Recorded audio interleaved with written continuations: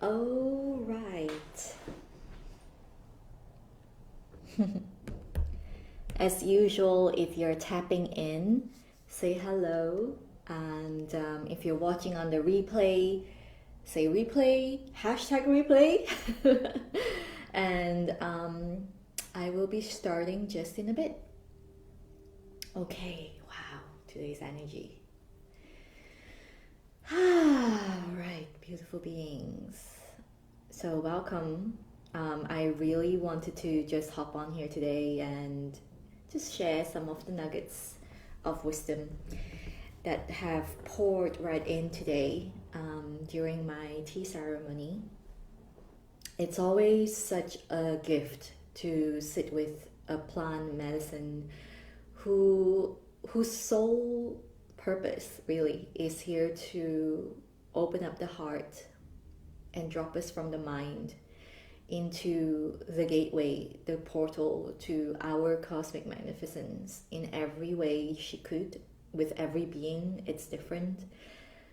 And for me to really serve, and it's so interesting, and I find it really beautiful because it hit me right in the heart yesterday when I was having this divine conversation with my guide, my soul sister, and she said to me, "You made a pact with tea."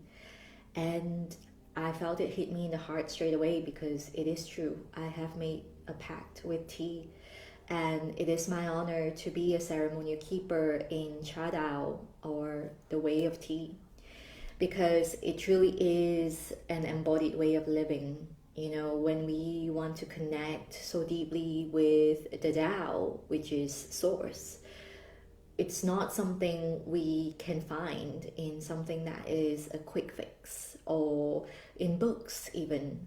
And it's so beautiful because now that I have been exposed to Taoist alchemy, all the 7 formulas or 7 books, they were not written down. It's transmitted from human to human, teacher to student, and then the student becomes the teacher, and then so on and so forth.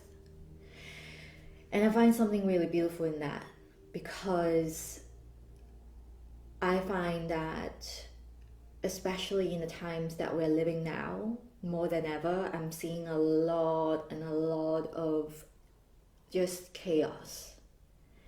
And I don't just see it, I feel that. I feel that in our own space. I feel that in our own space, meaning, the people that, my peers, right? And I see that in the greater world. I have made a distinct and conscious decision to cut myself off from reading the news, because I personally find that there is no real point in doing so. And I always believe that if there's news that I need to know, it will come to me, it will appear on my timeline, and I will know.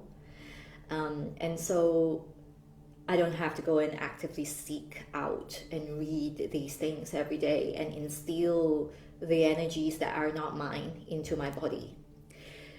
So today I really just want to come on here and talk about being stillness that holds true in the midst of chaos. And that is something we all have the power to do. I know there are lots of times when you might feel helpless. I know how that feels because I'm also human. And my work here isn't to tell you that, oh, you're going to be this amazing cosmic goddess that you will never feel fear again, and you will never be, in touch with all these emotions that are going to scare the shit out of you. No. My work here is to initiate you into this divine presence where you know how to hold the polarity of heaven and earth. Because heaven and earth is already here. Heaven and earth is already here, right here with you, in you. And if you don't really perceive yourself as that just yet, then the inner work really is, how can I walk with the fear and the chaos of the world and still be the stillness? And still be the stillness that holds true. Because the only thing that holds true is that stillness. The chaos all around you may make you feel like you're really subjected to the circumstances of the world, that there's no real place where you can feel at peace because of what's going on in the world. But let me ask you, because this is the truth, how many times have you truly felt that perfection in your circumstances, that perfection of the situation where you're in? Because I can tell you that I find perfection in every moment now, even in the worst, most chaotic place, for example, the train station, because I have that stillness in me. I am that vortex of stillness. When I walk as that vortex of stillness, time stops. People become kinder. People become more loving. People become more present. Because I am kinder. Because I am more present. Because I am stillness. And that is alchemy. We become that transmuting life force wherever we go. And I want to really jump on here today, not to really say anything else, but to really share this curiosity, this feeling that I have. Because more than ever, stillness is so needed. And today, just standing where I was, finishing my yoga asana, and standing there in this tree pose and mountain pose, and I really felt the importance of this sacred work so deeply in my heart. And you know, I am very transparent with all of you. In my life, there has been many, many, many moments that would have given me a reason to pull the plug on whatever I'm doing. That's the truth. There are lots of people who won't believe you. There will be lots of people who will think you're crazy. And to be honest, at this point in my work, I think that if nobody thinks you're crazy, that means that you're still playing too small. And for me, I don't take it for granted ever. Every woman who comes into my space, every woman who says yes to this work, their lives are transformed because it is deep, profound work. And this magnificence, this cosmic presence that is you, is going to rise, and it's going to be anchored in at the same time. That is the purpose of my work. It's not about kumbaya, channel through all the amazing cosmicness that you are, and then what? It's about anchoring it in so that you are that walking, living, breathing cosmic presence here on earth. That's when you know that, oh, I am that vortex of stillness in the chaos that I'm living in. Now I can go out and do what I need to do here. And I said that yesterday, you know, there is such a tendency now for spiritual leaders, spiritual way showers to box themselves in based on what they do. Oh, I do Reiki, I do this, I do that. But we're all multidimensional beings. We're meant to be here to live in the fullest way possible, to express ourselves in the fullest way. And sometimes that is going to put everything on the line.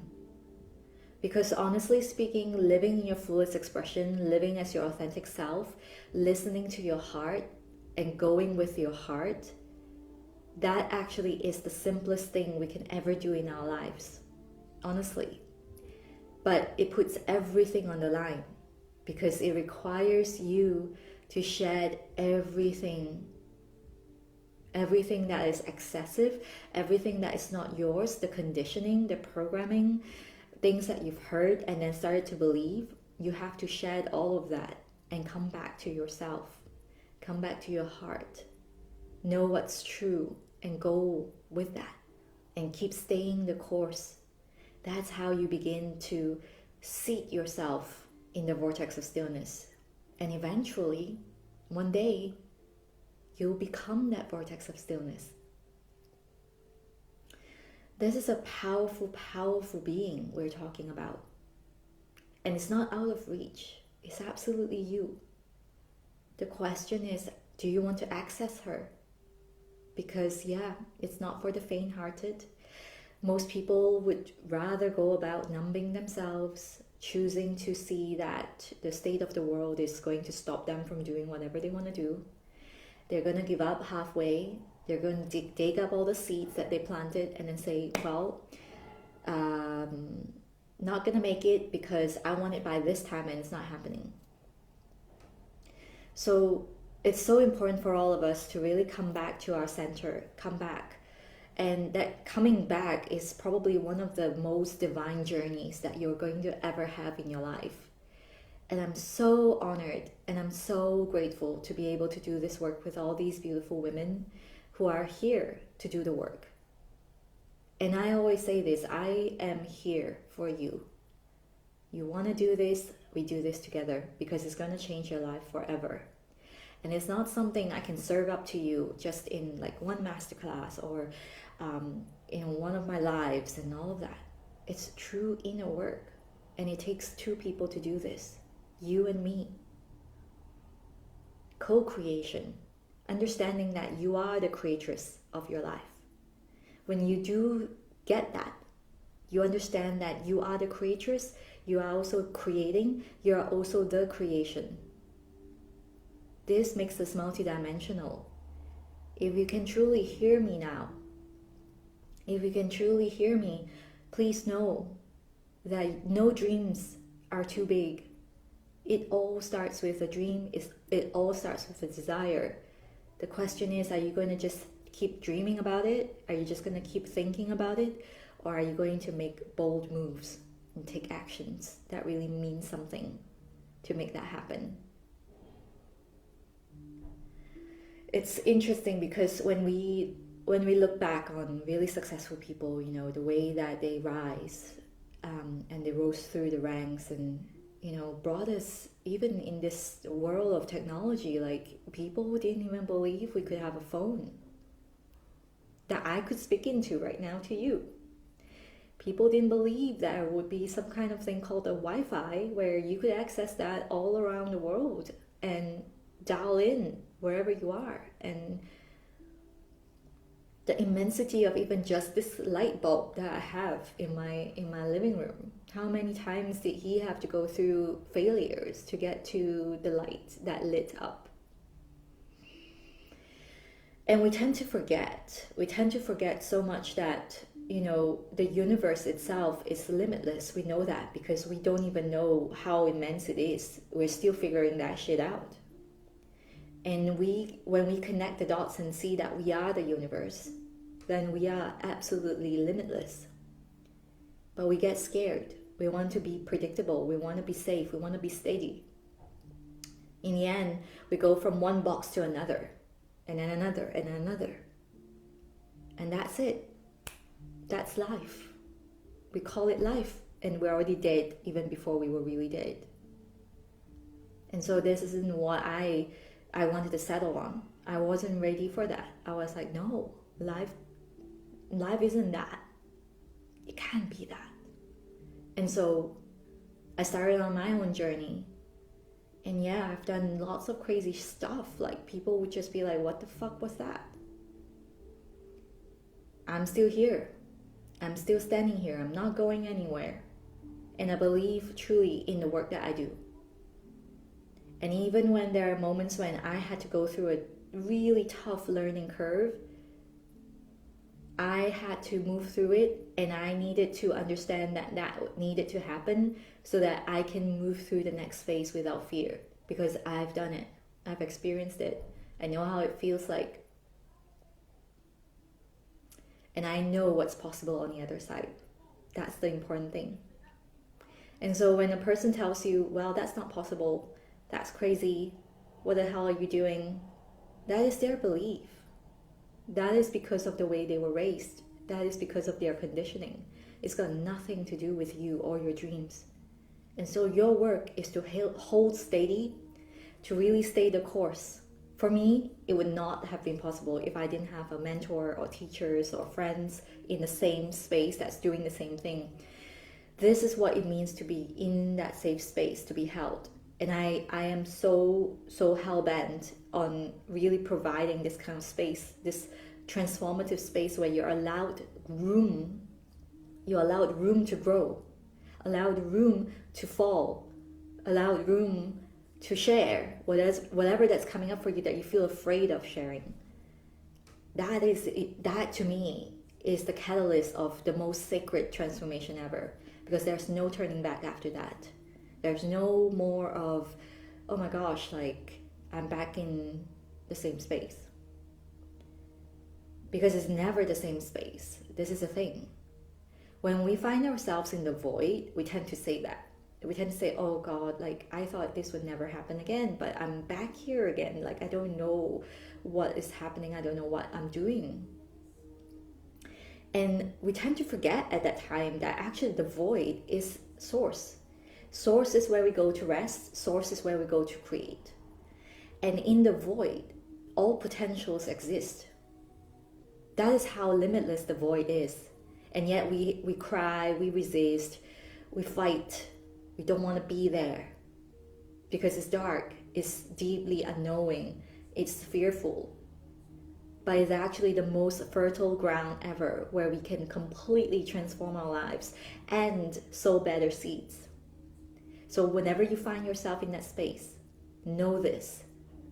It is the place for you to be free, to finally set yourself free, because now all the potentials are in there. Which one would you pick? Which one would you choose?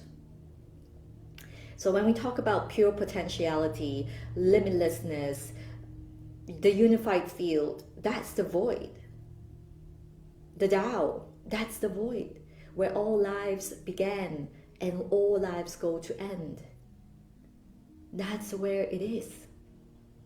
So learn that. Understand how you can open up your vessel to really embody the truth of who you are. That's the sacred work I do. I teach you how to integrate your mind, your body, and spirit to truly embody the cosmic magnificence that you are.